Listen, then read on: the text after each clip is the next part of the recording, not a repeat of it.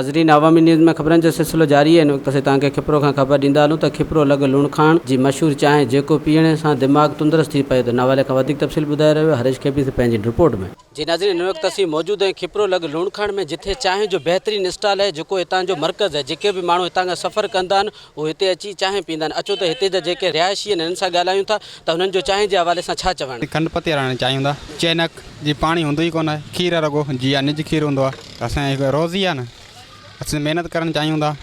खाण में ही मशहूर होटल आहे गुल मोहम्मद राजड़ जी, जेके कुंड कुंड जा हितां चांहि पीअण ईंदा आहिनि।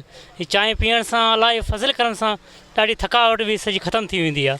असां इहो ई चऊं था इन होटल चांहि पियो तंदुरुस्त थियो। जेको ठाहिण वारो आहे अब्दुल रज़ाक, उहो ॾाढो महिनती छोकिरो आहे। चांहि तमामु सुठी हूंदी आहे, परे परे खां माण्हू पीअण ईंदा आहिनि। खीर निज हलाईंदा आहिनि, हुन में मिलावट कोन्हे का, पती सुठी हलाईंदा आहिनि, टपाल हलाईंदा आहिनि ऐं कुझु करण जो बि कारीगर सुठा आहिनि। चांहि असां सभु शइ सही साफ़ शइ हलाईंदा आहियूं, असुलु शइ हलाईंदा आहियूं। पती आहे असुलु हलाईंदा आहियूं, खीर आहे खालसो वठींदा आहियूं। चांहि खीर पती खंड बसि असां महिनत कंदा आहियूं, इन जे करे असांखे चांहि पीअण ईंदा आहिनि। असां ख़ुशि नसीब आहियूं जो असांखे हुनर अलाह साईं ॾिनो आहे। इन जे करे महिनत कंदा आहियूं ऐं रोज़ी कंदा आहियूं। इन जे करे असांखे माशाल्लाह हथ मथे माना सही आहे। असांजो सेठ बि माशाल्लाह सही आहे, असांजे इज़त बि कंदो आहे।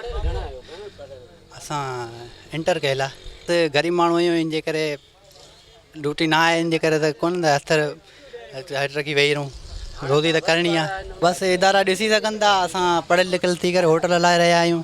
इदारा ॾिसी सघनि था त असांजे पढ़ियल लिखियल पोइ असांजी महिनत ज़ाया वेली, असांजी 10-15 साल विञाइजे ॼमनि।